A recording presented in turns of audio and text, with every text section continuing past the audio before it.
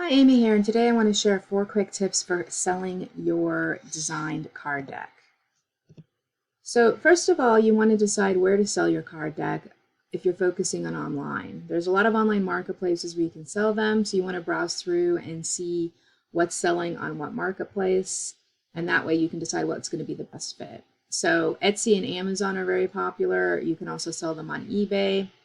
Shopify, if you want to use your own site and go through Shopify, can also be a good solution as well. So don't limit yourself to just online marketplaces.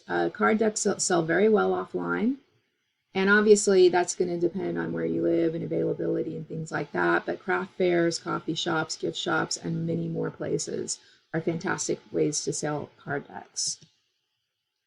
So one thing you want to keep in mind too, once you get your card deck out there, is to consider some type of promotional strategy. You can get, it's going to be obviously too a mix or fit with your audience, but for example, Pinterest is great because Pinterest is a visual search engine, and that can be a great place to put some images of your deck. LinkedIn is great if you have like a career oriented type of deck or a business oriented deck. So it just really depends what you have, but a lot of times certain social media platforms can be a good fit for that. So for example, Paul Miller uses Facebook to promote his Revelations Oracle card deck, and he has all his photos up there of his deck, which is really nice deck there. Bach Flower Remedies uses Pinterest. They promote their Magical Herbs card deck, and like I said, I think Pinterest is probably pretty much where you want to put most of your decks, the first stop for promotion, and then you can go on from there.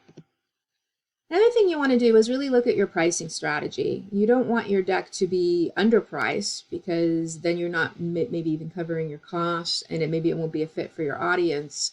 But you really want it to fit into the pricing of similar card decks out there in the marketplace, and make sure yours is priced competitively. So for example, tarot decks, unless they're super high end, they do average $15 to $30. Affirmation cards are the same. Oracle cards, a little bit less. Card games are usually a little bit less. Educational cards up to $20. Self-help business decks can average $25 and up, so that those tend to be a little bit more. So you just really want to keep that in mind when you're doing your pricing. And also think about the audience you're going to be reaching. Where do they shop? How much would they spend? What are they looking for? So are they looking for you to include other types of content with your card deck? So you really want to focus on their wants and needs, and then the promotional aspect of that's going to come a lot faster and a lot easier. So you really want to pay attention to what's already selling and find out who your customer is, your customer avatar, because that's going to make it a lot faster and a lot easier.